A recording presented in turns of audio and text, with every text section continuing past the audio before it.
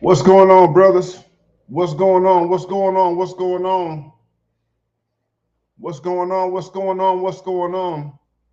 I am the Mad Professor, and this is a Mad Professor broadcast. I am not going to waste a lot of time. I am not going to waste a lot of time. This is a Mad Professor broadcast. This is a Mad Professor broadcast. It is March the 29th, 2023. We are just 2 days away from the month of April. And this is the nighttime, brothers. This is the nighttime broadcast of the Mad Professor. Wednesday. This is Wednesday Night Live. Wednesday Night Live. I hope you guys are doing well. I hope you guys are doing well. Y'all see the thumbnail. You guys see the thumbnail. Y'all see the thumbnail. I want you to look at the thumbnail. Look at the thumbnail. Look at the thumbnail for this broadcast. And y'all look at this thumbnail very, very, very, very, very, very well. And y'all see Mr. Jonathan Majors. He's on that thumbnail. And I took that from the Army ad. Mr. Jonathan Majors, before his situation. I don't have to explain the situation to you right now, but before his situation, Jonathan Majors had contracted with the United States Army and did an ad promoting the U.S. Army. And subsequent to the release of that ad, news broke about a domestic situation involving Mr. Jonathan Majors and his girlfriend, significant other, whatever you want to call her, okay?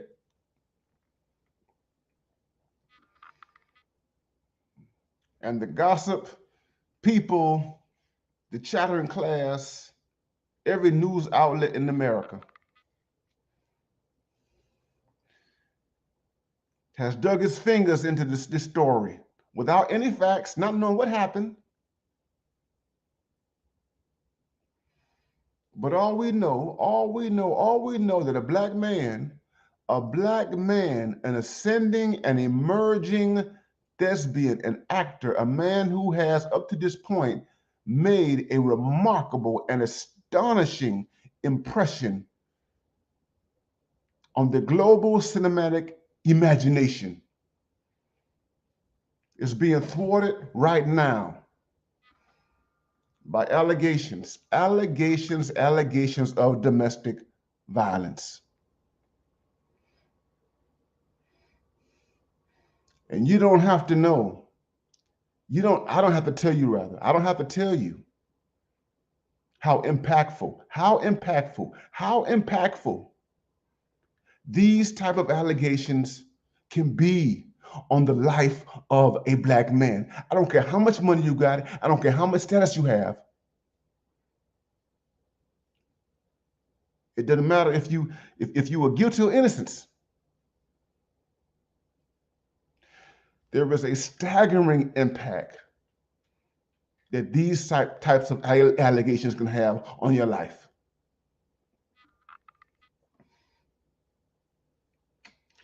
And why do I have him on the thumbnail? Why do I have him on the thumbnail? Because Jonathan Majors, my brothers, Jonathan Majors, and we are waiting for details. We are waiting for the particulars of his case to be released to the public as time unfolds. So we're not going to make any judgment. We're not going to make any final conclusions about his situation. I'm not going to make any final conclusions about his situation. I don't know all the details. We don't know all the details. But we do know how America thinks about black men. We do know that America sees us in demonic ways. We do know that America fears us. We do know that America sees us as monsters. We do know that America, mainstream America, never hesitates to take the opportunity to take a black man, particularly one who is ascending, to take a black man and turn him into a sacrifice and to bring him down. 1 notch, 2 notch, 3 notch, 10 notches to buck break him. We do know that. This is a fact. This is a fact.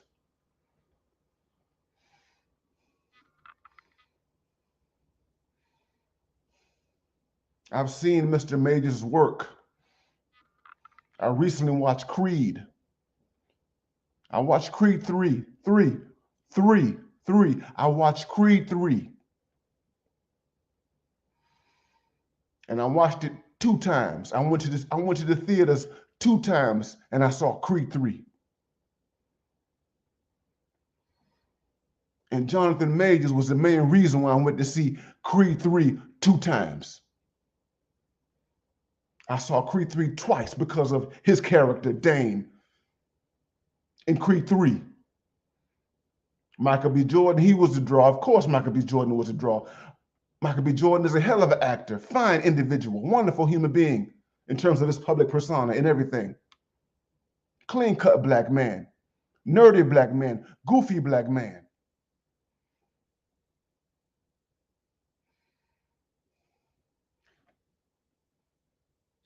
But I went and I viewed that film 2 times because of this performance on the part of Jonathan Majors.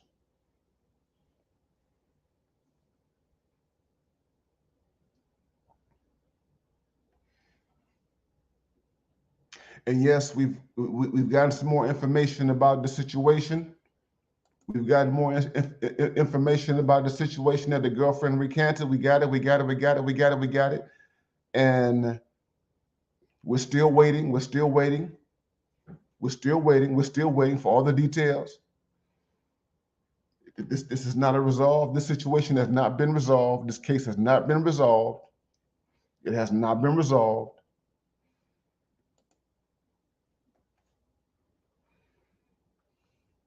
But here's one of the dilemmas. Here's one of the dilemmas that we have to deal with in light of this situation. Even if it is proven that he did nothing wrong, that there was no wrongdoing, a black man like that has to deal with the fallout. He has to deal with the stain. He has to deal with the stain that leaves on his reputation.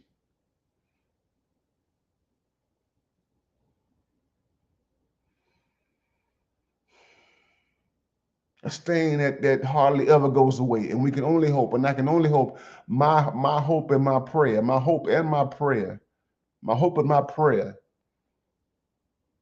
is that there was no wrongdoing on his part. And my hope and my prayer is that he can continue to go on in his career and he can continue to ascend in an upward trajectory and be the Hollywood icon that this guy is capable of being. And I say that because he has an imagery. I don't care what no one says about this brother. I don't care what people are saying about the images, the pictures he's done with GQ and the interviews he's done. But Jonathan Majors represents a kind of masculinity, traditional heterosexual masculinity that threatens a lot of people. You can look at what happened in Creed, his performance in Creed. You can look at the film, The Harder They Fall. I've never watched Lovecraft Country. I was never drawn to it. But you can look at The Harder They Fall. That's on Netflix right now. But he represents a type of traditional black masculinity that is threatening to lots of people, particularly in Hollywood.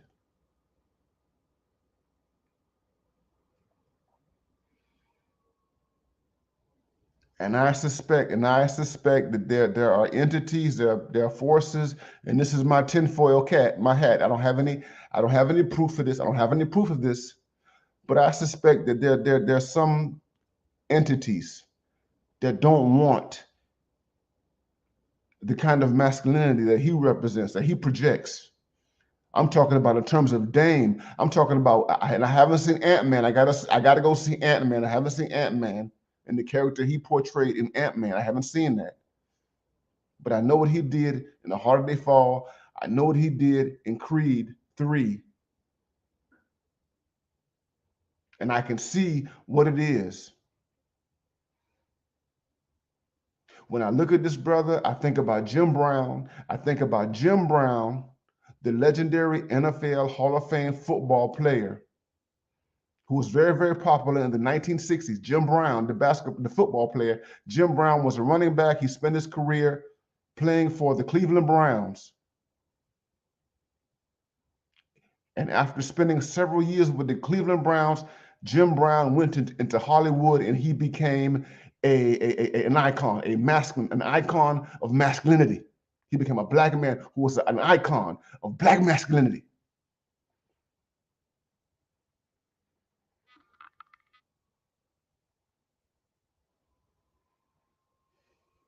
And I'm going to say this, people have talked about some of his off-screen expressions of masculinity, his off-screen expressions, and I would just say this to you, and this is just only me thinking, I'm only speculating, his off-screen expressions of masculinity are strategic. They're strategic. If you see him in GQ magazine, if you see him in pictures, and you begin to question his masculinity, what I want to suggest to you that what he's doing is strategic in terms of his own trajectory. Because there was fear in the world that he works in of the type of heterosexual black masculinity that he has portrayed on screen.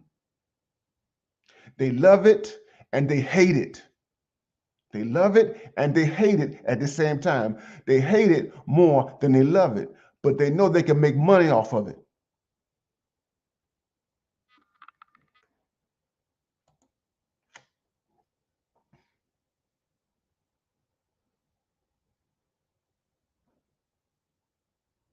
And what does all of this have to do with the Black Manosphere? What does it have to do with this space? It has everything to do with this space. It has everything to do with the space that we've deemed the Black Manosphere. This is a space for black men. This is a space that was created for heterosexual black men. This is a space that was established to address the concerns of heterosexual black men.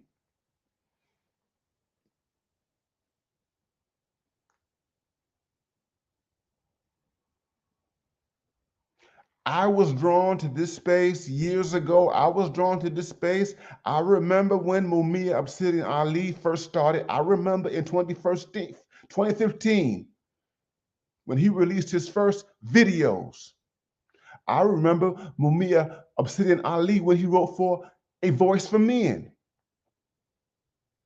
When he was connected to Paul Elam. When he was a citizen journalist. I remember. This was before he wore the suits. This is when he was just a hip hop brother, DJ, skilled tradesman, dealing with working class masculinity and issues pertaining to working class black men in Pennsylvania, in Philadelphia. I remember. Speaking from the perspective of black men who were not being represented in the mainstream. Not being represented in politics, not being represented in academia, not being represented in media. I remember. And there was no voice. There was no voice. There was no voice. No strong voice for black men.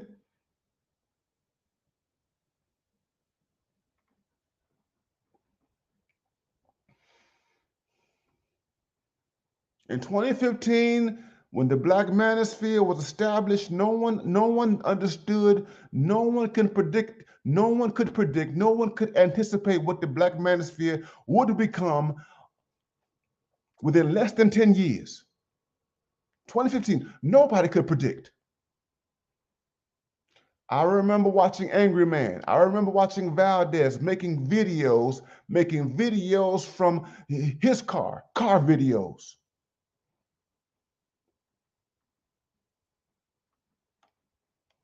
I remember him talking about child support.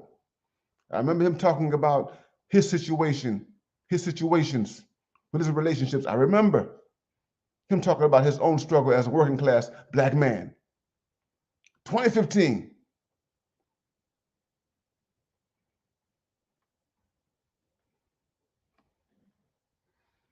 I remember O'Shea Duke Jackson. Not the O'Shea that you all know now. Not the O'Shea that you all know. I remember the O'Shea that you don't know now. There was no celebrity junk in 2015. O'Shea didn't have a whole bunch of graphics in 2015. O'Shea did not have a team of video editors in Africa or any other place in the United States producing his content. He didn't have a machine. I remember watching O'Shea broadcasting live in Poland from his small apartment while he was in medical school. I remember O'Shea. And I remember his live streams. O'Shea was the live stream king. He was the live stream king. He doesn't do live streams now, but he was the live stream king.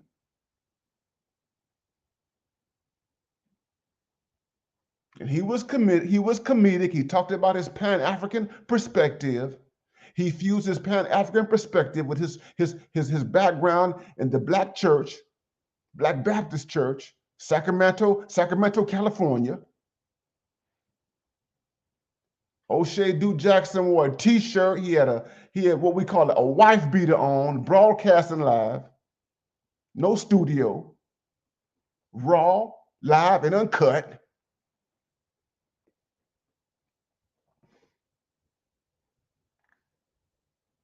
Dealing with Black men's issues, Black men's concerns.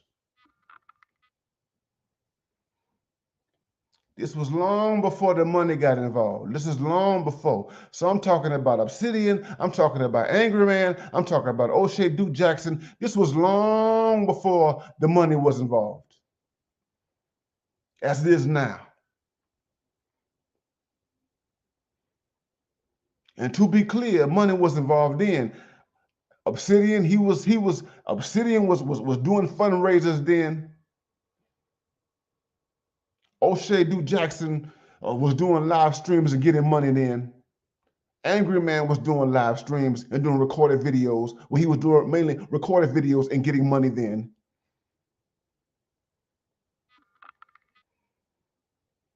They were getting money.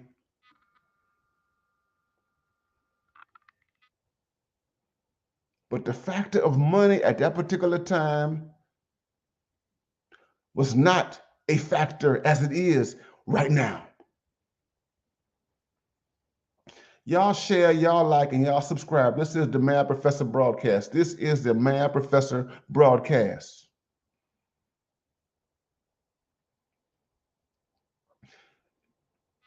I don't have to explain to you what's going on with this woman. You know what's going on with this woman. You understand what's going on to this woman who is not Black and she's not male, but her popularity, her content is indebted to the Black Manosphere. It is indebted to what was going on here back in 2015. Unless I'm be remiss,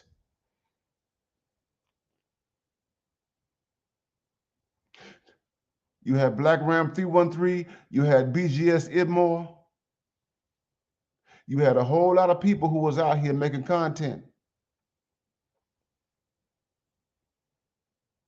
It was not popular. It was highly censored. It was seen as inflammatory. It was seen as dangerous. Not everybody wanted to touch it. Not everybody wanted to touch it because these were black men talking about black men's issues, heterosexual black men. Kevin Samuels was around. Kevin Samuels was just beginning his ascension, dealing primarily with black men. I watched Kevin Samuels. I remember when Kevin Samuels talked exclusively to black men. I watched his live streams when he talked exclusively to black men. And I watched all the live streams that he was a part of, all the conversations he was a part of, which included other black men, the men who I've named: O'Shea, Angry Man, Obsidian, BGS, Late Night. Y'all share, y'all like, and subscribe. But here we are in 2023, and we've had this accelerated growth in terms of the Black Manosphere. We are post Kevin Samuels. Kevin Samuels has been gone for a year now. And the material that was born in the bosom of the Black Manosphere, now it is mainstream. It is mainstream.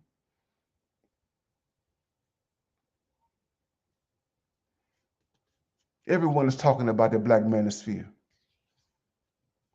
I want you to know everyone knows about the Black Manosphere, the mainstream. Academia knows about it. Mass media knows about it.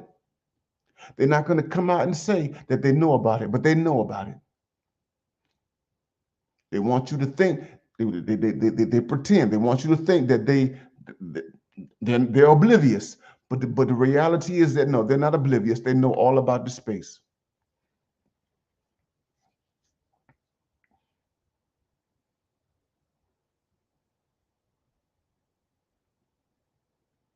But now we're in this situation right here.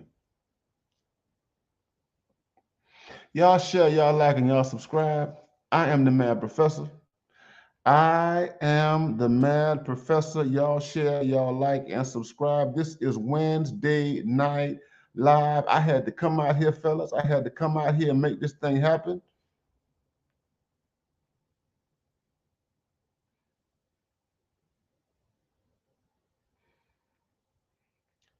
I want to thank nobody for that Cash App. I want to thank Rodney Jackson for the Cash App. Thank you, my brother. Thank you for those Cash Apps. Cash App $ BMI 3000. Cash App $ BMI 3000. I want to know who is still down with the Black Manosphere. Who is still down? Are we going to let some white female break us up?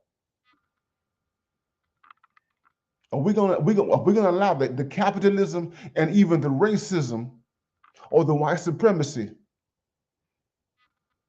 of a 20-something-year-old, a Gen Z generation white female who got caught slipping, we're going to allow that to break us up? Are we going to allow a few people who have been associated with her, who are not really a part of the Black Manosphere, people who have never really claimed the Black Manosphere? They've never claimed the Black Manosphere. Mediocre tutorials and reviews has never claimed the Black Manosphere. Let me say this again to you guys. Mediocre tutorial and reviews has never claimed the Black Manosphere.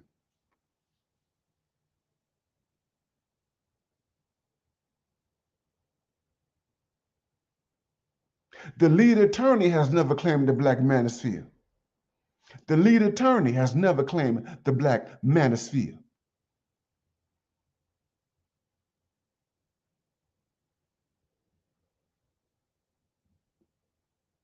The white manosphere, the white manosphere, the white manosphere writ at large has never claimed the black manosphere. Donovan Sharp never claimed the black manosphere. And all those white guys who had their start in the men's rights movement, all those guys who were connected to the white MGTOW movement, people like Fresh and Fit, they don't claim the black manosphere. They don't claim any connection to the black manosphere whatsoever.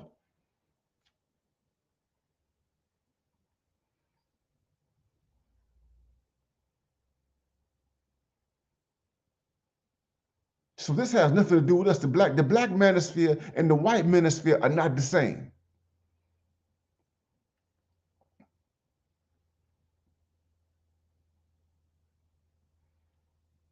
There might be some overlaps. There might be some overlaps between the two, but we're not the same. We're not the same.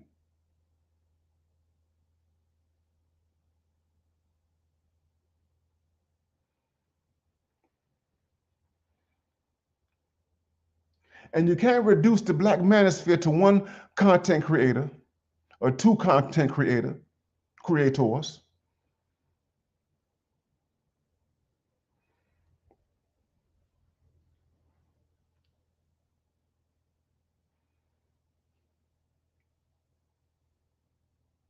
Yes, Obsidian,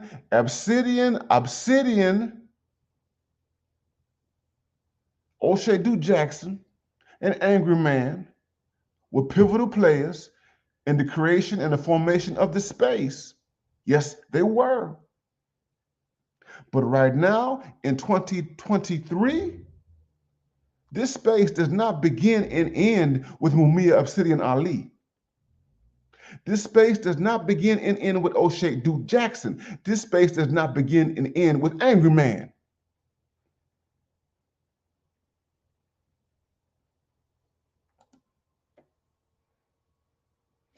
In 2023, this space that we call the Black Manosphere is bigger than the people who are attributed to its founding.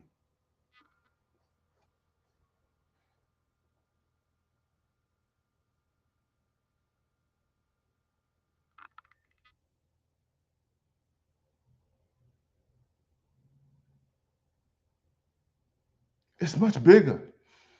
And thank you to Conqueror. It's much bigger. Because the Black Manosphere drew in people like Dr. T.S. Johnson of the Onyx Report and the Institute of Masculine Studies. It's much bigger.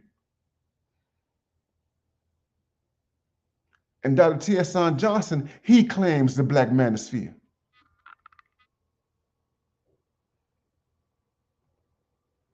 He is an academic. He has a PhD, Fresno State University in Fresno, California, part of the University of California university system.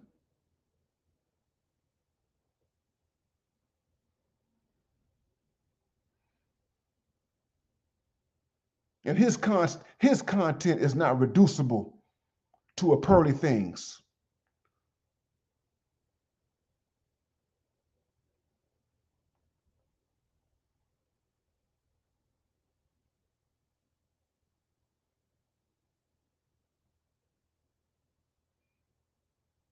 And his entree into the Black Manosphere, which was instigated by BGS Ibmore,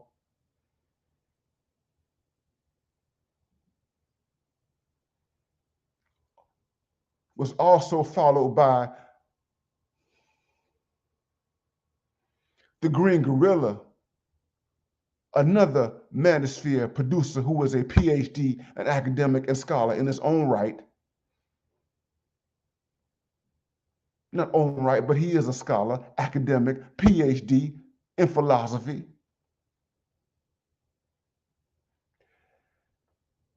And after the Green Gorilla came in, then enters myself, Ronald Neal. I enter in at 2020, and I didn't come here to talk about some white girl.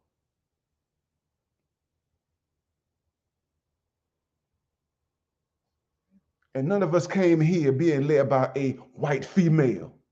None of us came here being led by a female. None of us came here being enamored with or seduced by the machinations of white femininity, black femininity, or any other kind of femininity. When I came here, I began preaching a doctrine of black men's independence, black men's independence.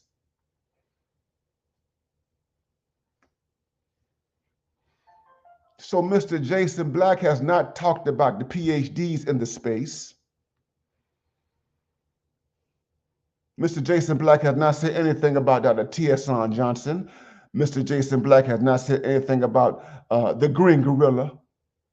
Mr. Jason Black has not said anything about me, Ronald Neal. Mr. Jason Black has not said anything about BGS Ibmore. And all of us unapologetically affiliate with the Black Manosphere.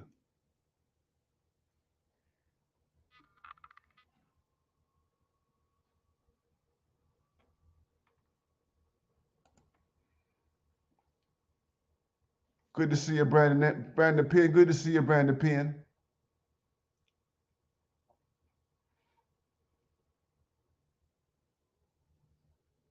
But I'm going to be completely honest with you. I'm going to be completely honest with you guys. I'm kind of glad that Jason Black did what he did. I'm going to be completely honest with you. I am going to be completely honest with you. I'm completely honest. I'm glad that Jason Black did what he did.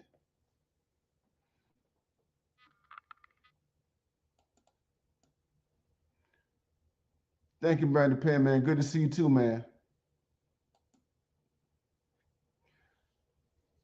And I'm going to say that what Jason Black did was masterful. It was masterful. It was masterful. Jason Black went scorched earth. He went scorched earth. He went scorched earth. He did. This was a scorched earth campaign that Jason Black embarked upon.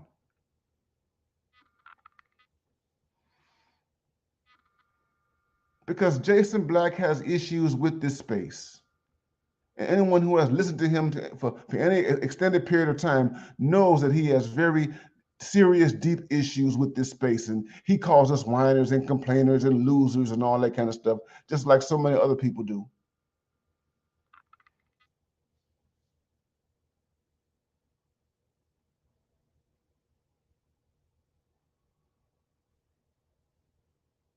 And what Jason Black did was he was able to take someone, particularly White Girl Pearl, study her, police her, and all that, and see her rise, and see all these people who are around her. He was able to. It's almost like a bowling ball. It was a very interesting. You take one bowling ball. You go into the bowling ball alley, and you have all those pins. You got those 12 pins, and you got that first pin right there. You got the first pin that's sitting up there. And you want to strike. You want to strike. You want to get all the pins. And what he was able to do as an adept bowler was to hit that first pin. And when you hit that first pin, you get every other pin that's behind it. And he was able to connect it. He connected all the dots, all the people who somehow or another had co-signed her and somehow or another supported her. All these people who had not really sat back and thought about her politics and what she represents and everything like that, and who had not really been critical of the fact that this is a white woman, and this is a very cogent critique, that this is a white woman who is exploiting Black people in the same way in which Jerry Springer exploited Black people on the Jerry Springer Show, and the way in which Maury Povich exploited Black people on the Maury Povich Show.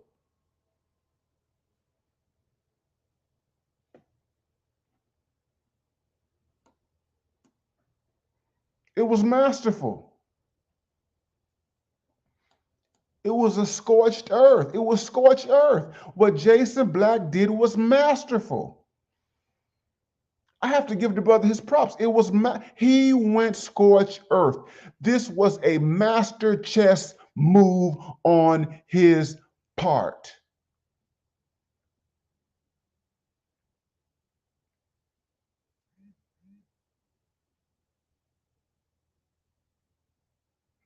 You get this one ivory female who has blown up, which nobody has really sat down and analyzed why this person is as big as she is.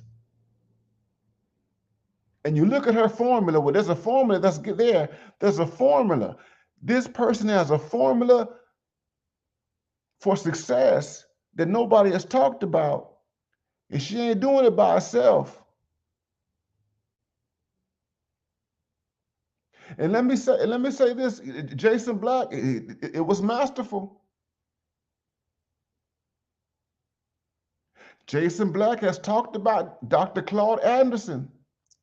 Dr. Claude Anderson has a book. He has a book, his first book, the book that made him famous, which is called Black Labor, White Wealth.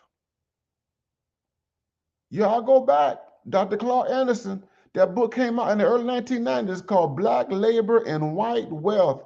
And that book basically explains how Black people have been used historically to make white people wealthy.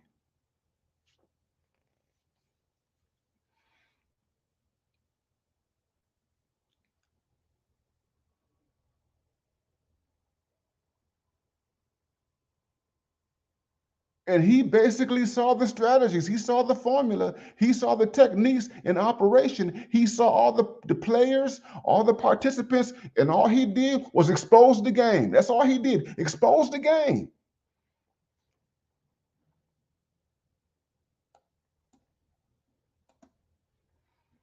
Peace, Corey Green, peace.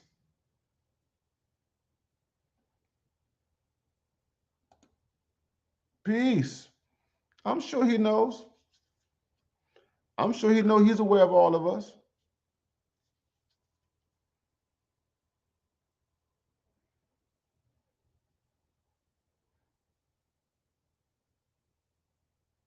It was a chess move. It was a chess move. And it was a chess move that has worked to great effect. Because he got a whole bunch of people scattering.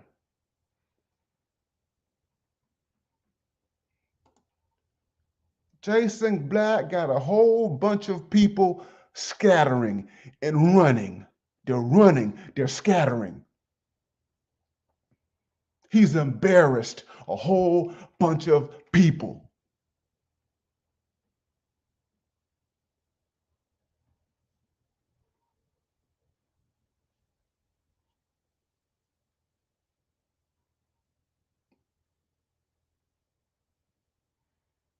Now, the assumption is that he's embarrassed the entire Black manosphere,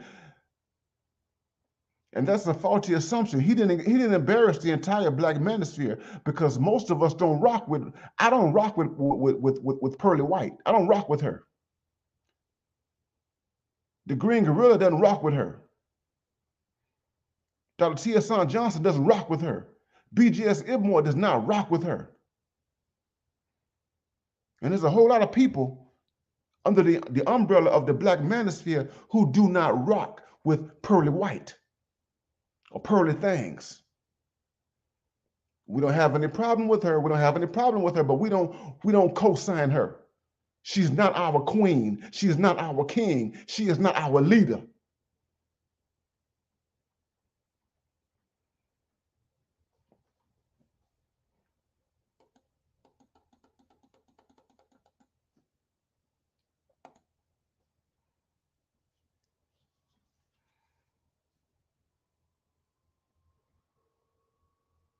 I got y'all, Jizzle. He did mention us in the Patreon. I got you. I know. I understand. He's aware of us. So you can't reduce the Black Manosphere to Obsidian Mumia Ali. You can't reduce the Black Manosphere to O'Shea Du Jackson. You doggone can't reduce the Black Manosphere to mediocre tutorial and reviews.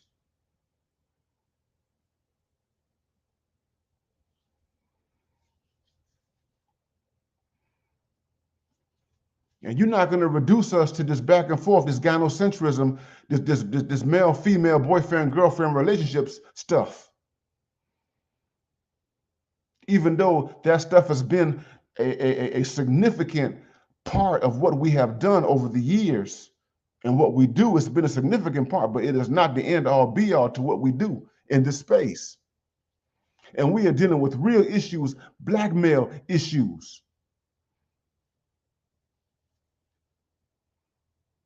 We're dealing with life and death issues.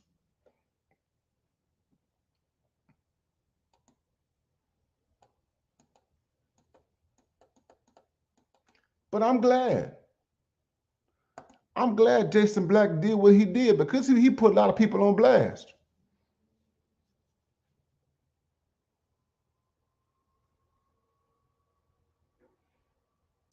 You're right, McGaff. One of Obsidian's major points is that the best and brightest of the Black community has been pushed to the fringes and ostracized. The same in the Black Manosphere. You are absolutely right. LJ McGaffey, you are absolutely right. We are on the fringe. They have pushed us to the fringe.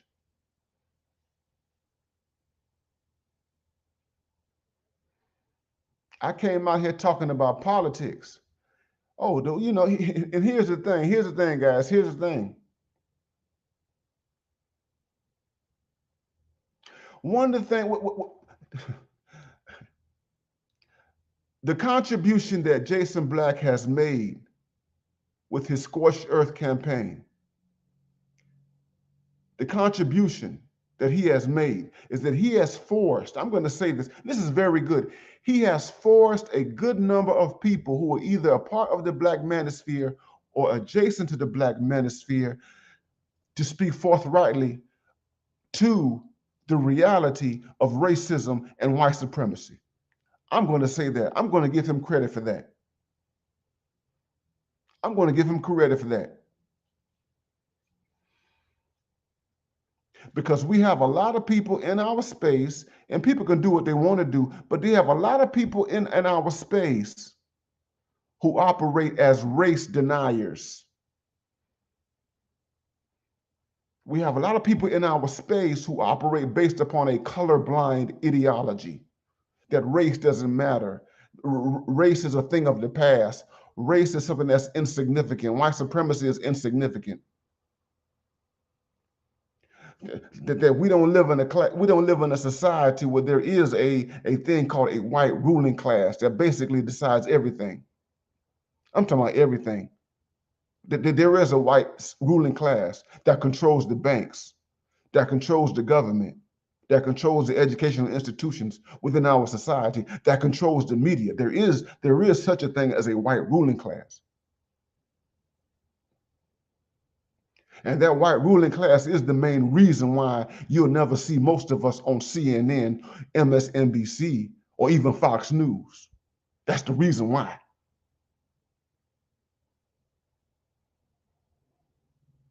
And they're the reason why you have this bifurcation in Black society. There's a reason why that the Black female has been elevated above the Black male over the last 60 years. There's a reason why. There's a reason why.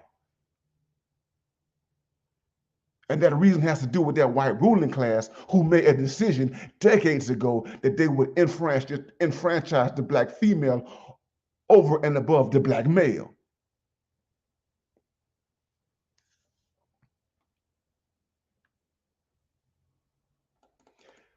And see, Jason Black has forced people who did not want to talk about racism and white supremacy to talk about racism and white supremacy. That's a good thing.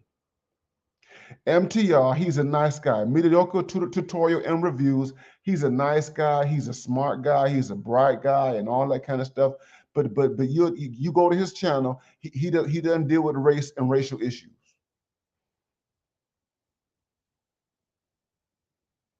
Most of the YouTubers who talk about man stuff, the manosphere, the white males don't talk about it. The white males don't think that race and racism exist. The lead attorney, good, I like the lead attorney. I've been on his channel before and what have you. I think he's a decent guy, but the lead attorney, he doesn't talk about race and racism. He doesn't talk about white supremacy. That's not a part of his platform. But I tell you what, after this moment, after this situation with Just Pearly Things, he's been forced to deal with the reality of race and racism. And there are a whole bunch of content creators who run around race, who pretend that race doesn't exist, who are now having to deal with race, racism, and white supremacy.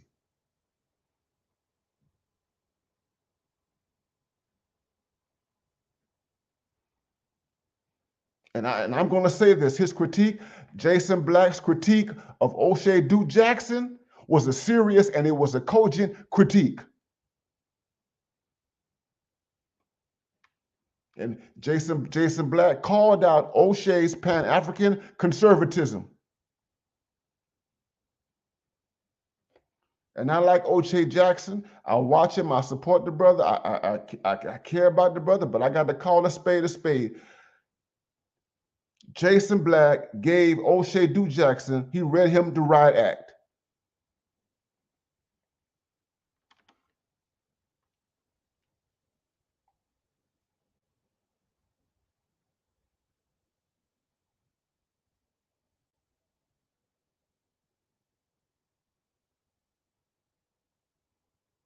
You think that you can be apolitical. You got black men on YouTube who think that they can just exist in some type of apolitical existence.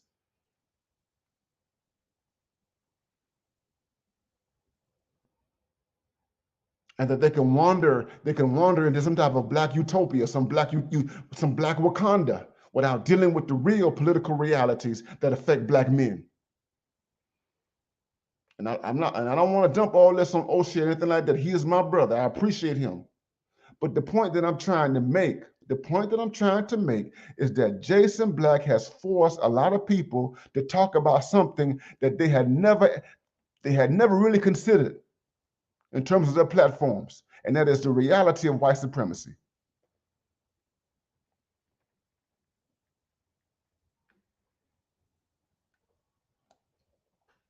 And I think that's a good thing.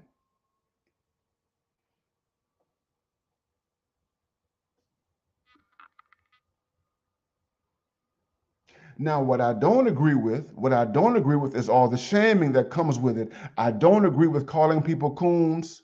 I don't agree with calling people Uncle Toms. I don't agree with all of that.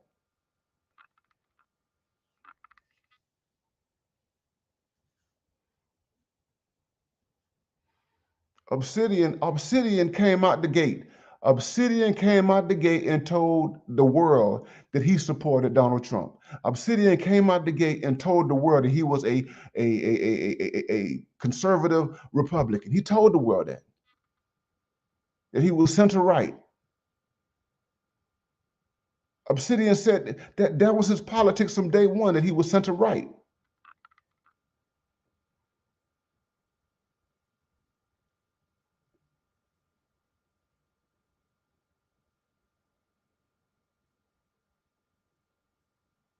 So there are no new revelations about Obsidian. When I saw Obsidian's response to Just Pearly Things, I wasn't surprised by the response. Obsidian been talking like that ever since they've been on YouTube. Anyone who has followed Obsidian since day one knows that Obsidian has been talking like that. He has been a conservative black Republican since day one.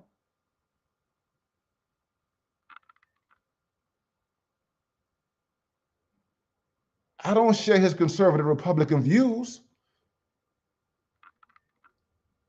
But that never stopped me from listening to him, and it did not stop me from seeing the significance of what he was doing and pushing forward this thing that we today call the Black Manosphere.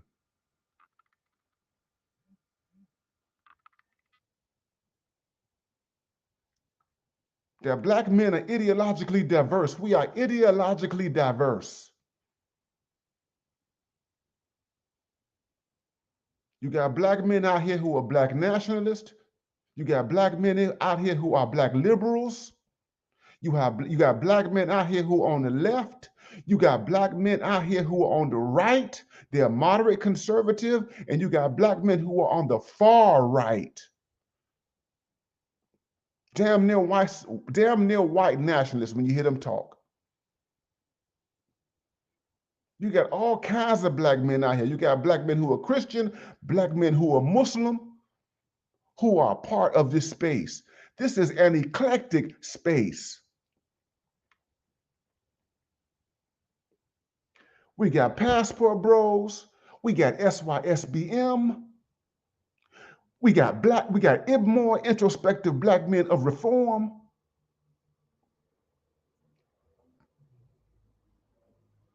We've got the scholars like myself, the PhDs. We've got the working class Black men. We've got your middle class Black men. We've got your upper middle class Black men, and we have your 1% Black men. We got every kind of Black man that you can think of who is in one way or another connected to the Black Manosphere.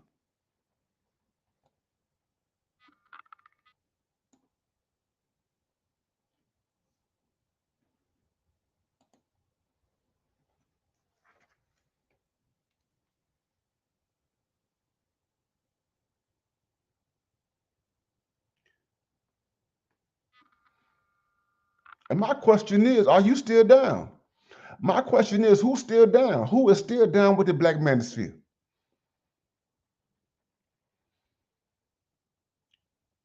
Because you got a whole bunch of people out here making videos about the Black Manosphere right now who hate the Black Manosphere. You got a whole bunch of videos right now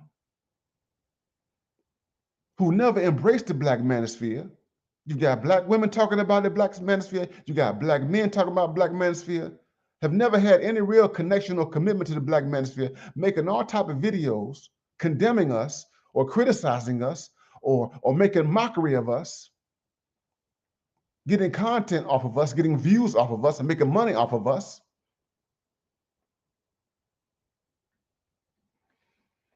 And these are people who want to see us go away, disappear, or fall off.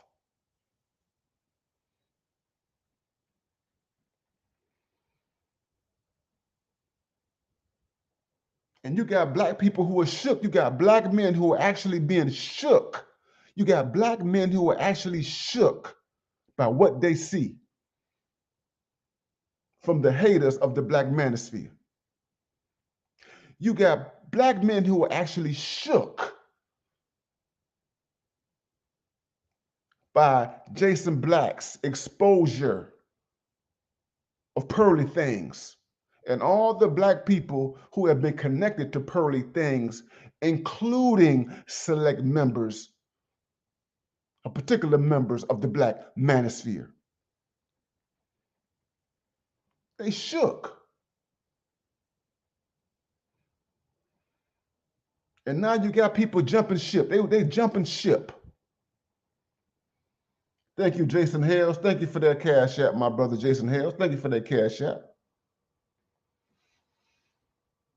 And my question is, who's still down with the Black Manosphere? Who is still down?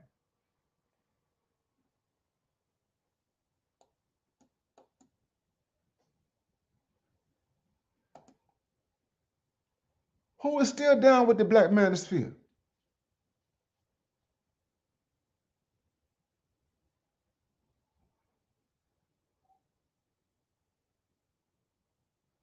Where else you gonna go? I'm gonna repeat some things that BGS. BGS did a live stream yesterday. And BGS Ibmore asked the question, where else are you gonna go to hear your issues addressed? Who else is going to advocate for you and your issues?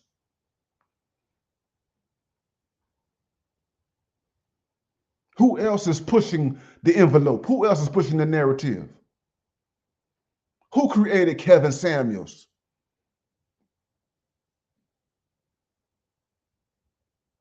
Who created Kevin Samuels? Who's really responsible for the economy that now exists all across social media? All of the blue pillars who don't claim any manosphere, who are making money right now and making YouTube careers off of ideas and questions and concerns that were born in the Black manosphere. Thank you, Michael Mayweather. Jason Black is going after TLA. Yeah.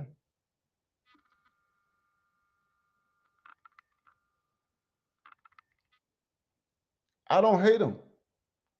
I don't hate Jason Black.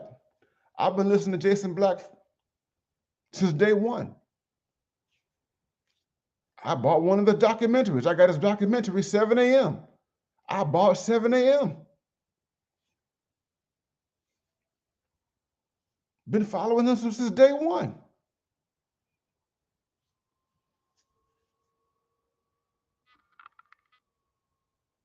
Do I agree with everything? Do I agree with the approach and all that kind of stuff? No, nobody does. Smart guy. He's a consistent guy. And he's a guy he really cares about Black people.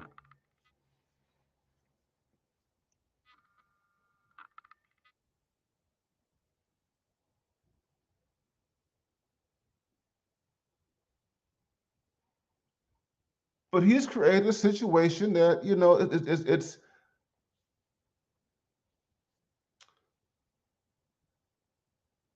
it's forced some people to really show their true commitments.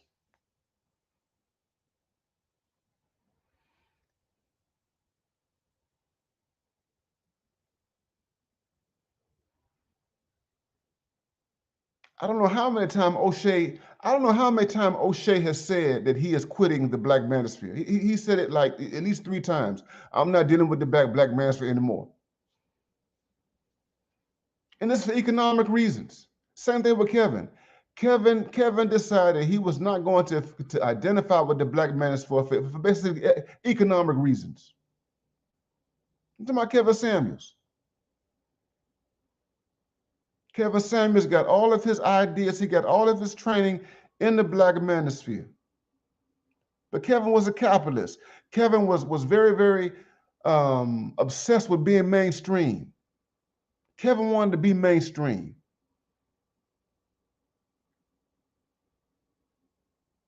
And he knew that in order for him to be mainstream, he had to make his content a little more appealing for women, to women.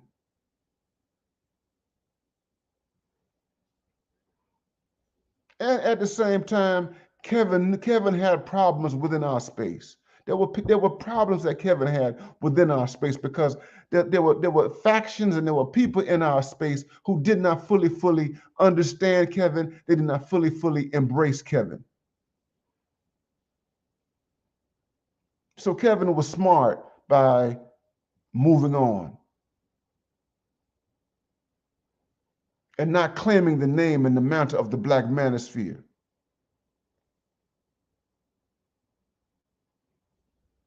But the driving part of Kevin separating himself from the Black manosphere was mainstream appeal and success, capitalism. That was a driving thing, being mainstream. And I suspect, and O'Shea is the same way. O'Shea got a brand. O'Shea is about business. O'Shea is about capitalism. O'Shea wants to he wants to keep it mainstream. Because we're too chaotic over here. We're too chaotic. This is too much like the Wild Wild West. This is too reflective of the problems that Black men have in the United States. This is too reflective of the problems. Because the Black manosphere, in many respects, mirrors the tumultuous nature of Black masculinity in America.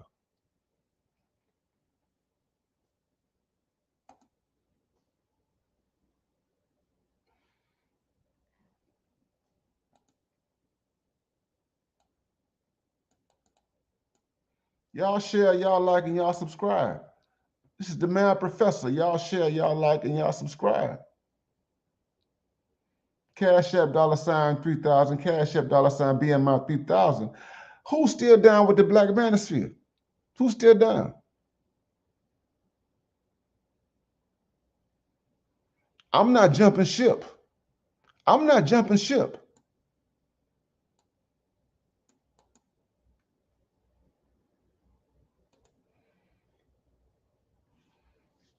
And I'll be honest with you. Thank you, BJS Ibmore. Thank you, BJS Ibmore. I'm not jumping ship. And I'm gonna be honest with you. There are days when I have contemplated the idea of never doing another YouTube stream again, or never producing or sharing another video. There are days. There are days because of the chaotic nature of this space. There are days I'm like, you know what? I've done enough. I've been out here for 2 years. I've been out here for 2 years. I talked about politics. I said it's one of my last streams. What more can I say? I was talking about Passport Bros. I'm talking about Passport Bros. And in one of my streams in Passport Bros, I basically said, the gender war as we know it is obsolete. When you become a passport bro, when you have traveled outside the United States of America, the gender war in America, it becomes obsolete.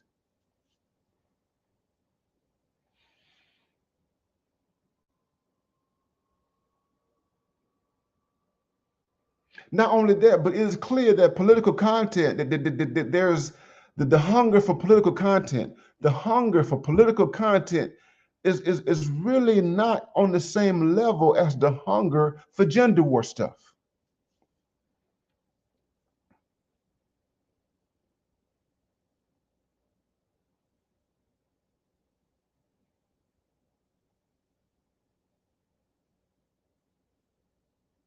So I come out here as a political animal, and I'm like, why continue? I leave my channel up, and I thought about it. I just leave my channel up, and whoever gets any benefit or value from the live streams, from the pre-recorded videos I did when I first came out, whoever gets the benefit from that, they can reap whatever benefits they get from that. And I'm like, you know what? I'm out of here. I ain't coming back.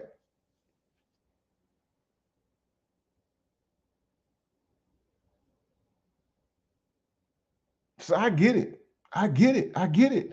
Because this is a tumultuous and chaotic place because Black men exist in a state of tumult and chaos as a collective, not as individuals, not as particular cells, but as a collective. It's not a chaos because America has instigated this.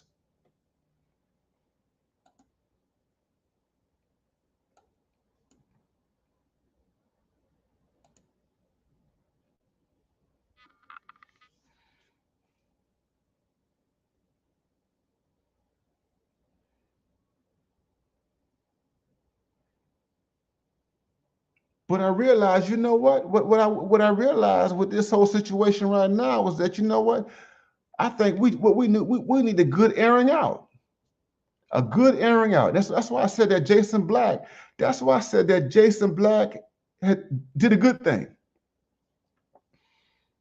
It's a good thing. A litmus test, if you will. It's a good test, a good litmus test, a good challenge to see who's really down, to see who's really committed, to see who's really invested, who really wants real information about what's going on with Black men. to see those of you who's still down. Who's still down? This is Tommy Curry's book. This is Tommy Curry's book, The Man Not. The Man Not. No one on CNN is talking about this book. No one on MSNBC is talking about this book. No one's talking about this book. They're talking about this man's book right here. They're talking about this man's book right here, Richard Reeves. They're talking about this book. And we're talking about this book, and I'm going to talk about this book. And I've talked about it, and I'm going to talk about it more, but ain't nobody talking about Tommy Curry.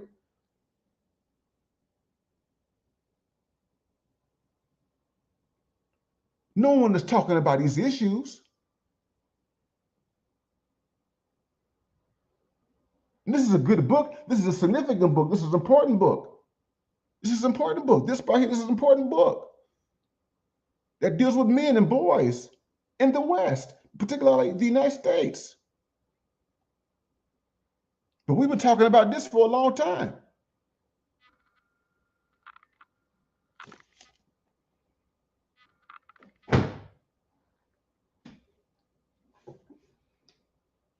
And ain't nobody going back and doing the research. Ain't nobody talking about William Julius Wilson. This is about capitalism. We're talking about capitalism. You want to understand how we got here? This book came out in 1996. This book explains to you how we got here economically. Where else are you going to get this? Where else are you going to get it? This is not just about females and hypergamy, post-war females, belligerent women, thought culture 304s. You see?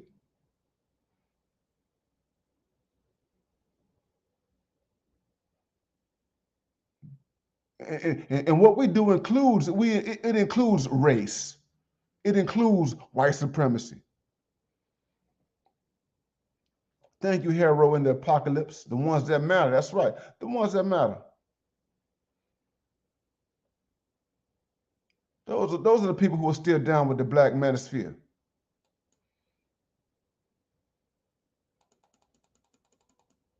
Coach Greg Adams does not identify with the Black Manosphere. And you know why he doesn't identify with Black Manosphere? Because he don't like talking about race. That's why he don't identify with the Black Manosphere. He don't like talking about racism. Greg Adams, he don't like talking about white supremacy. He thinks, because he was married to a white woman, he thinks that you can actually talk about Black men. You can actually talk about masculinity without dealing with race.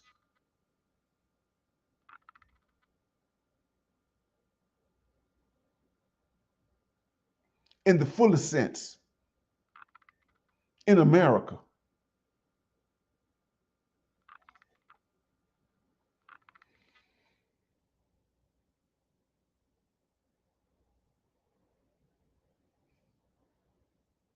We put everything in context here.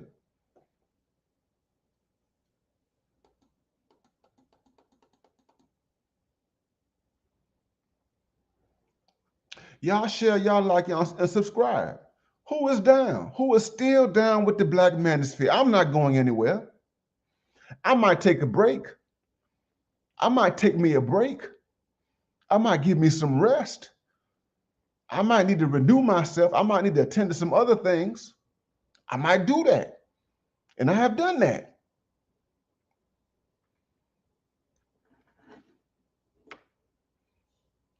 But I'm not going to denounce this space. I'm not going to denounce this space and say that this space has no value whatsoever. I'm not going to say that this space is simply a space that is a collection of whiners and complainers. I'm not going to do it.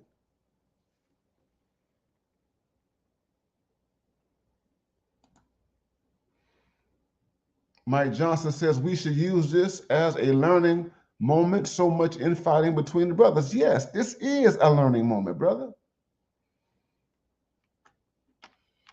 This is a learning moment. That's why I came out here.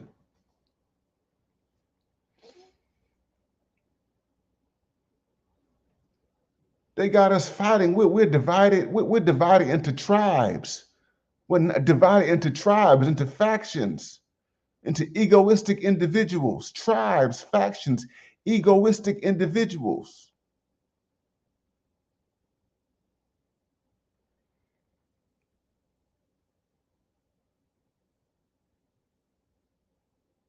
Based on this situation with this white woman.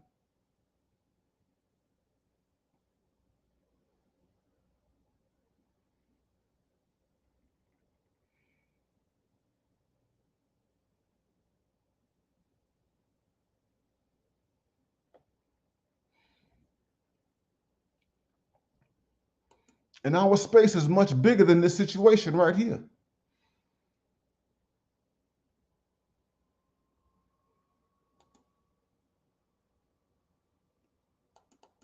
Who's still down?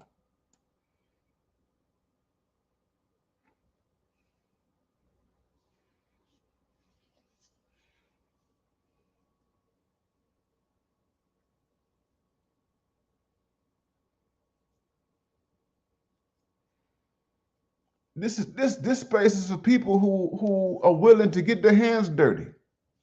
We get our hands dirty. That's why I came out here. When I came out here into this space, I knew that I would get my hands dirty. I knew that coming out here.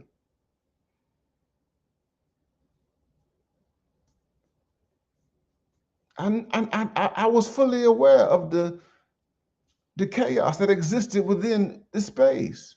But I also was aware of the value of the space overrides the chaos. Because the world knows who we are, especially in the US. They know who we are.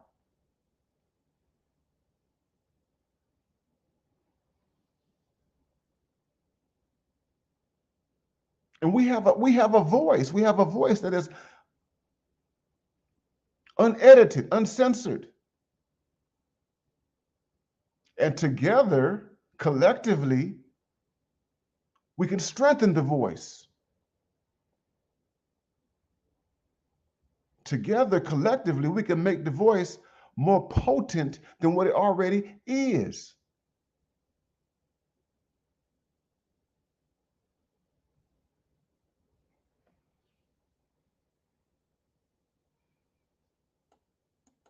So who's still down?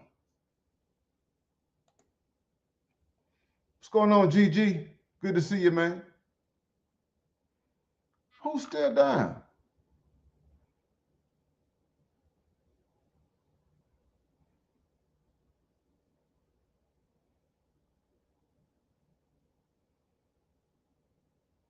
It's crazy. I saw somebody raise the question, is the Black Manosphere? Somebody raised the question on the stream, is the Black Manosphere dead? I said, this is, I saw the title of the stream of a YouTuber, and I said, this is ridiculous. This is ridiculous. Is the Black Manosphere dead?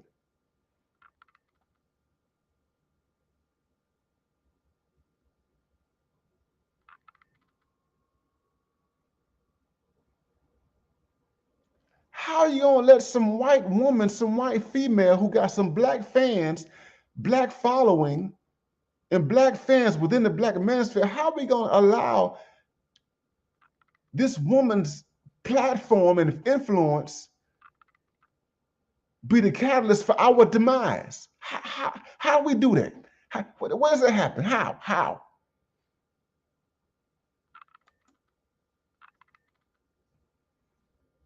It made no sense to me.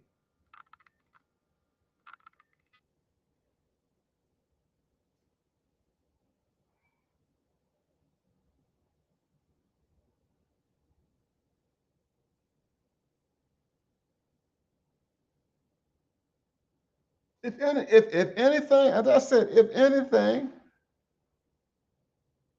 this shows us who really is supposed to be here. As the brother said earlier, who's supposed to be here.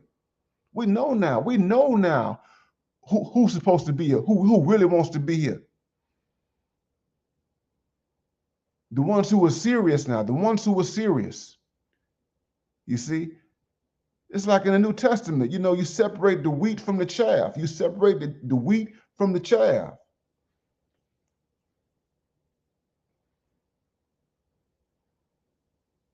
So we don't need lukewarm people. Here's the thing. So we don't need lukewarm people. We don't need people who are going to say, well, I'm down today and I'm down tomorrow, and then they change their mind, they come back, next week. We don't need lukewarm people. You know what I'm saying? It's like Christianity and Islam, Orthodox Christians, Orthodox Muslims, they want people who are orthodox. They don't want people who are lukewarm. They don't want people who are on the fence. One day, I'm committed to black men's issues, and the other day I'm just not. You like a female. You like somebody. You like one of these fickle women. One day she like you, the next day she don't like you. One night she's sleeping with you, the next day she calling the police on you. We don't need them fickle people like that. Especially those fickle people who are driven by the dollar. You driven by the dollar. All you fickle people who are driven by the dollar, money, and popularity.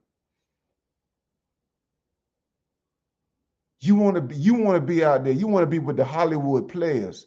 You want to be out there with the stars.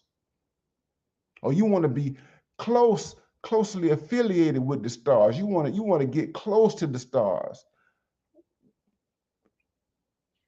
Stay out there with the stars. That's what you do. Stay out there with the stars. You see? We don't need fickle people.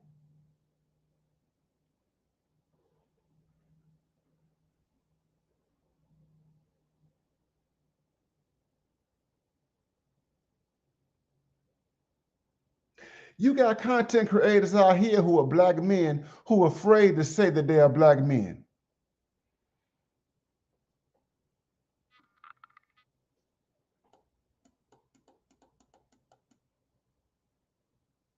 They out here in this manosphere. They out here in this manosphere. In the manosphere, not this, but in the manosphere, what have you, who are black males, who are afraid to say they black men.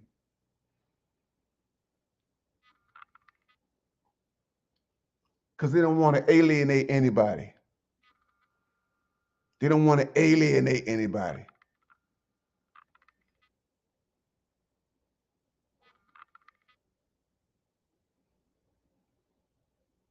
I don't want to talk about being black because I don't want to alienate anybody. I don't want to talk about being a black male because I don't want to alienate anybody.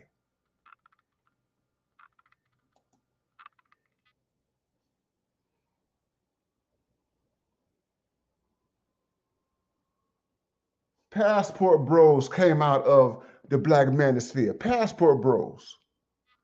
King Sigma coined the term passport bros. Guess whose platform? Guess whose platform King Sigma was on when he started talking about the passport bros? Guess whose platform he was on when the idea of the passport bros started to spread and get popular? Do you know whose platform King Sigma was on? King Sigma was on Obsidian Mumia Ali's platform.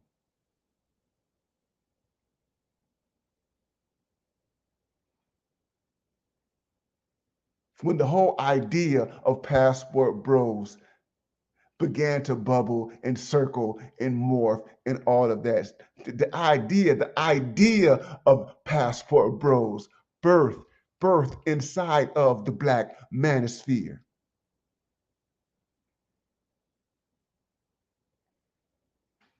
And now you got, now just seen recently, now you got some guys who are trying to distance themselves from the nomenclature, the title, the name Passport Bros,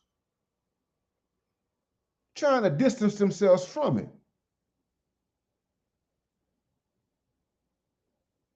Because they abused the word. They abused Passport Bros. They abused it.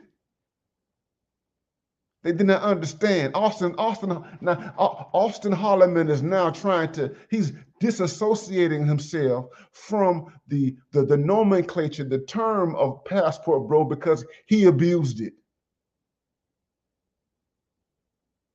He didn't know the type of precious gift, the type of precious metal he had in his hand when he was given this term Passport Bro. He didn't understand how valuable this thing is. And he abused it. And because he abused it now, he wants to disassociate himself from the very term Passport Bros. And now, because he's doing it publicly, you got other guys who have used the Passport Bro terminology doing streams about, should we stop using Passport Bros as nomenclature? This is nonsense.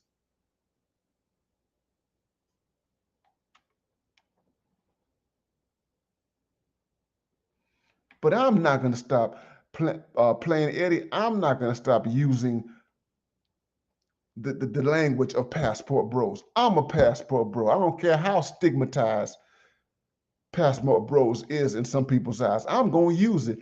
And as a matter of fact, that's the reason why I double down. I double down on Passport Bros because I know in some people's eyes it's stigmatizing. I double down on Passport Bros because I know the word Passport Bro is polarizing. It's polarizing.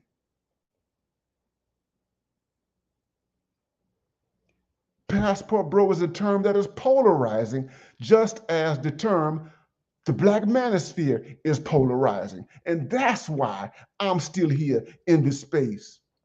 And that's why I'm still down with this thing called the Black Manosphere.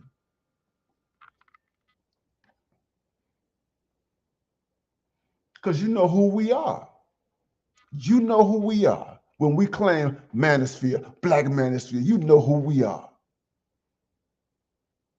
And yes, we are polarizing. We are polarizing.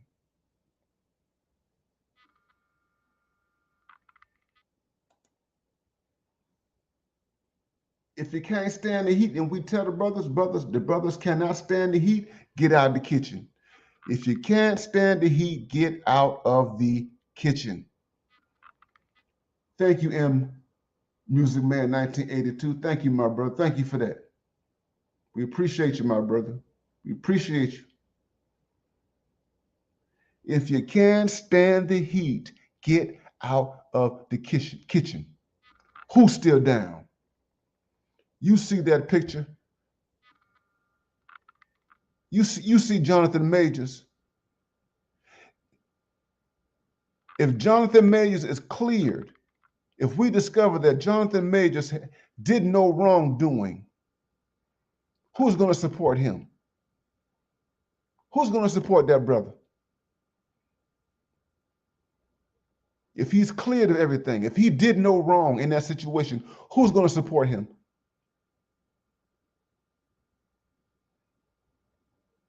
Nobody came to the support. Nobody came to the aid of Nate Parker. When Birth of Nation came out and he was subject to a smear campaign, no one came to Nate Parker's defense, support. And we haven't heard, we've heard very little from Nate Parker since that film, Birth of a Nation. He's done some stuff since then, but he's kept a very, very low profile.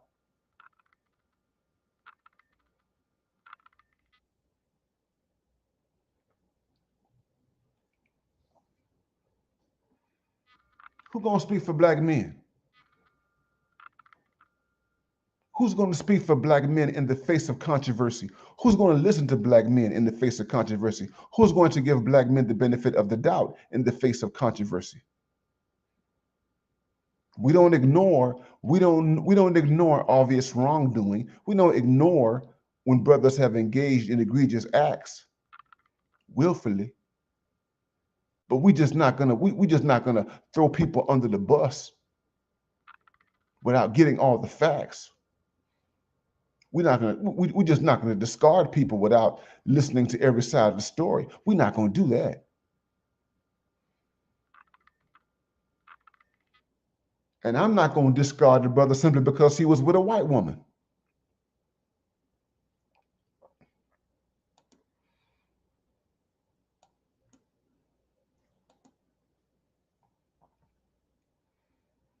Peace to you, Cora Green. Y'all share, y'all like and subscribe. Who is down?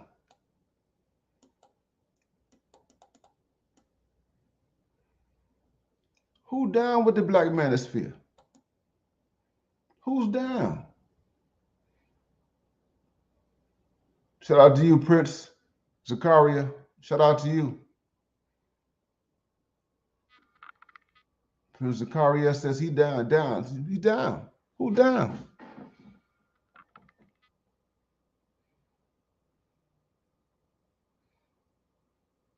Christopher Clipper? We don't care, Christopher Clipper. We don't care about it. That's the thing. That's the thing. Female validation, female being popular in the eyes of women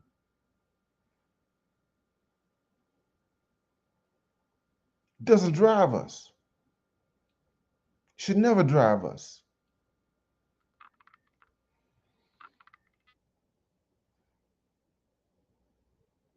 Because you can never speak the truth about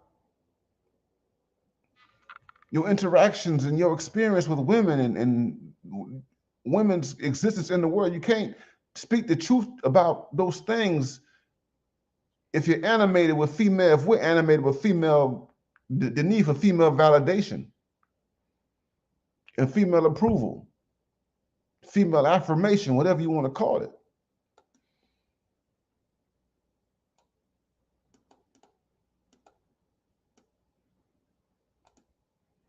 Peace to you, Shire Rogers. Peace to you, man. Good to see you, man.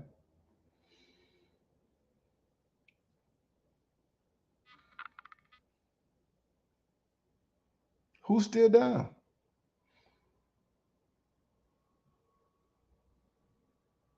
We keep it moving, Shire Rogers. We keep it moving.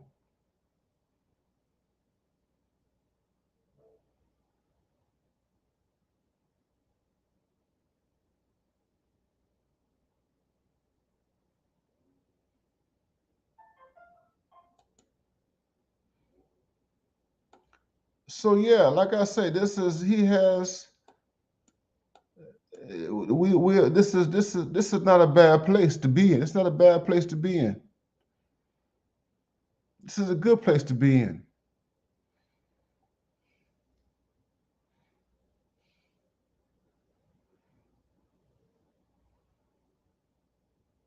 And it might be that we just may have to start this thing from scratch. We just might have to start this thing from scratch.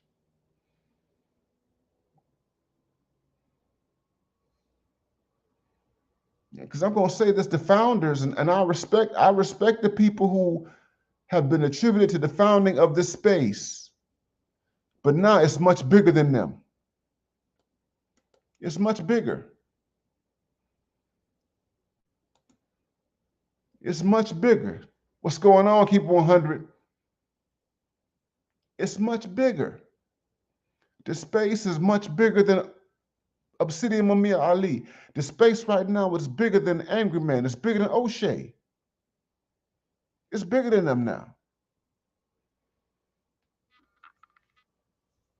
You look at the McDonald's franchise all over the world. The McDonald's franchise is bigger than its original founders. If you ever see the movie The Founder, the story about Ray Kroc, the guy who is responsible basically for taking somebody's idea some men's ideas, some guys in California, and turning it into a multi-billion-dollar enterprise, which we know now as McDonald's.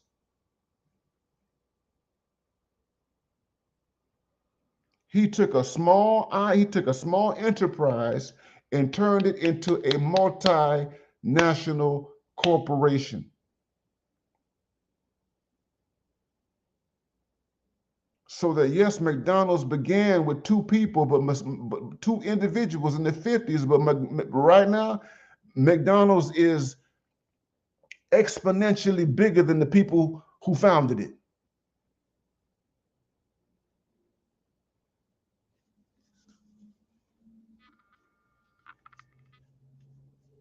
And that's what we are. So O'Shea can disavow and walk away from the Black Manosphere. He can walk away from it. It'll still live without him. Anger Man can walk away from it. Obsidian can walk away from it. Other people can walk away from it who were there 2015, 2016. They can walk away from it. But right now, this thing has a life of its own.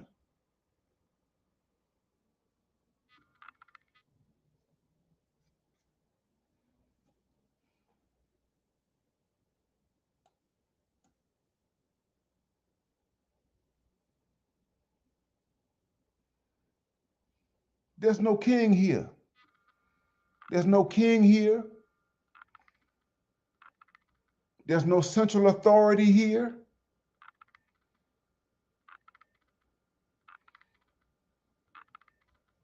Nobody owns this.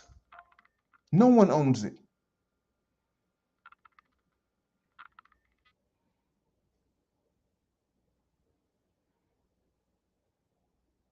And that's a good thing.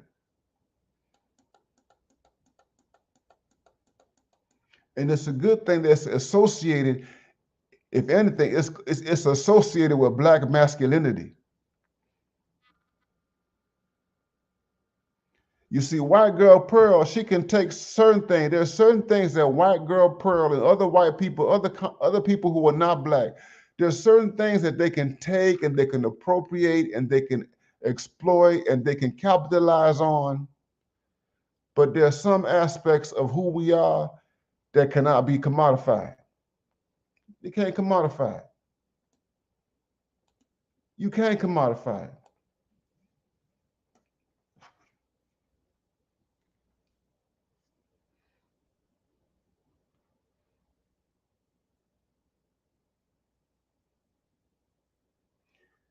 He said no white person can replicate what Dr. T.S. Johnson is doing. No white person can replicate what the Green Gorilla is doing. No white person can replicate what BGS Immore has done.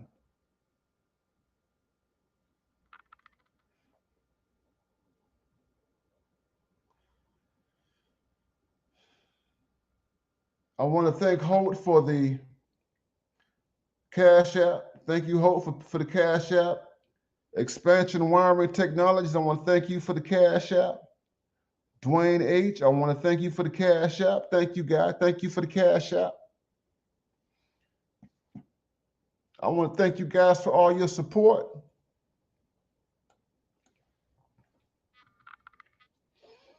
It all boils down to who you down, who's down.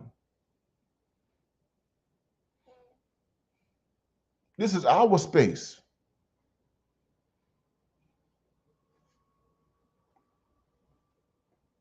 It's our space.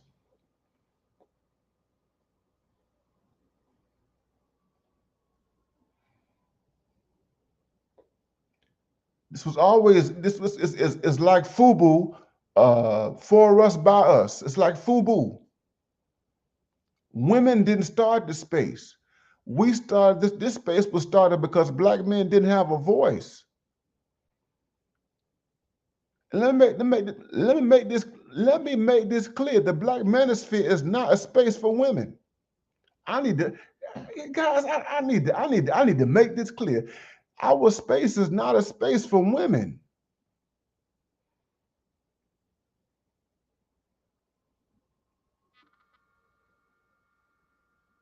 This ain't for women. The content ain't for women. It ain't tailored for women. It doesn't censor women. This is a black men's space.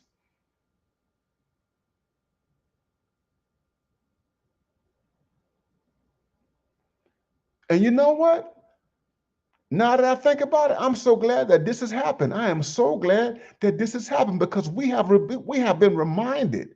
We have been reminded, among other things, we have been reminded, among other things, that this is a male-centered space, a black male-centered space. This space right here.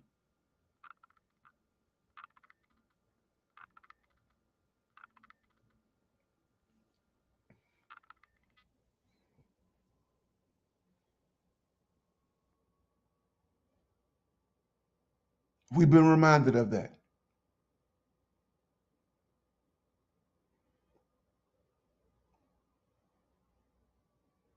Let the blue pill people have their conversations. Let the blue pill people have their conversations. Do we need the talks and the rap crews? Let them have their brain dead, airheaded conversations with women. We're going to talk about stuff that deals with black men's empowerment, improving the condition of black men. That's what we're dealing with. The stuff that improves the condition of black men. We're going to deal with how black men can avoid the pitfalls that are put before them. We're going to deal with how black men can avoid being in a position like Jonathan Majors.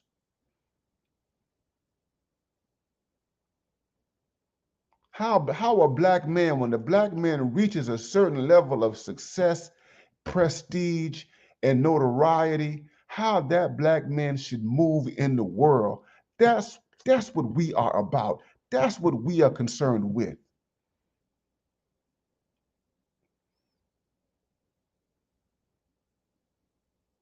How to move the right way. Know what your circle is. Know what kind of people that are around you. Understand that you can't have every type of individual around you. Understand that there are certain types of women who are major liabilities. Understand that when you reach a certain level of success, you move in a certain way. And sometimes you might just have to roll solo in this environment.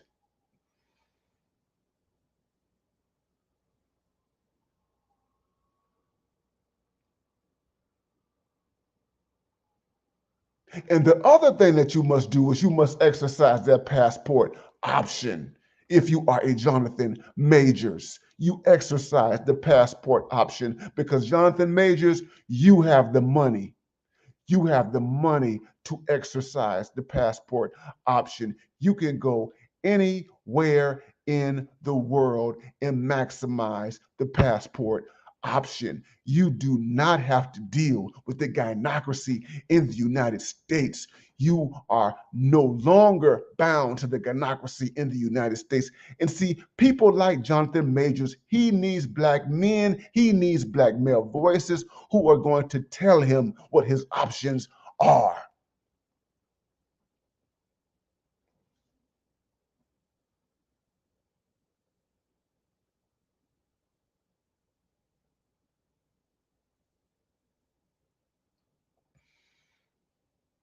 That's what our space is about.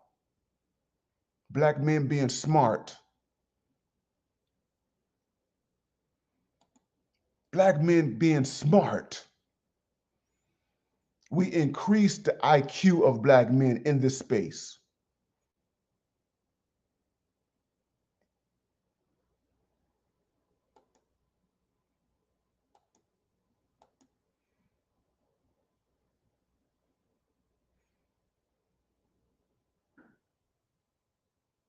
These women are not changing. They are not changing.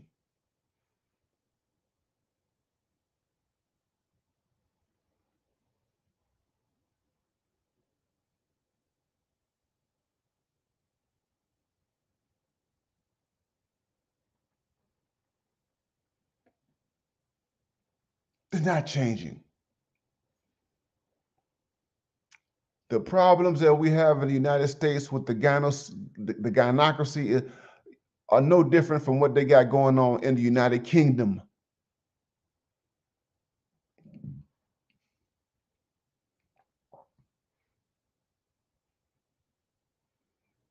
Let the blue pill people deal with those problems in their in the blue pill sector.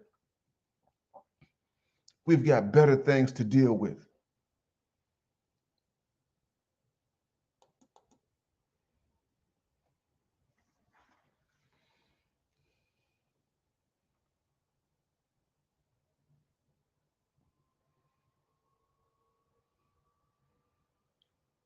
Thanks for another Cash App, John. Thanks for that other Cash App, my friend. We appreciate you. We appreciate you.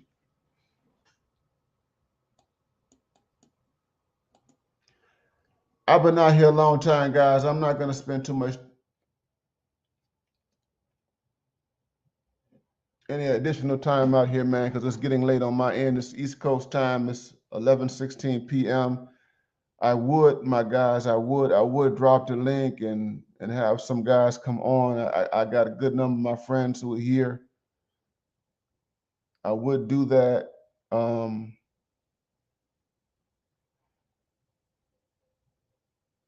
But this is a great moment for us. This is a great moment for us. The black men who want to be in this sphere are going to be here. Black men who are not on the fence, black men who are not wishy-washy, black men who are not going to run with, every perceived crisis, with every challenge.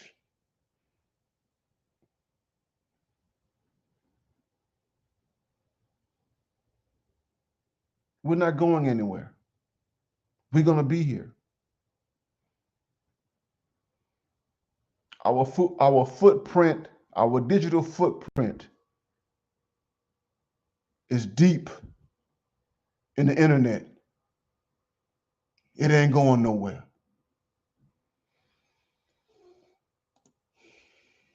Good to see you, my brother. Good to see you.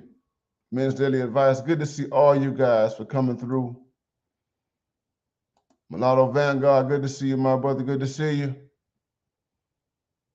Good to see all you guys. All right, brothers. I'm signing off. I am the Mad Professor. Y'all share, y'all like, and y'all subscribe. I will see you on the next broadcast. You guys take care, man.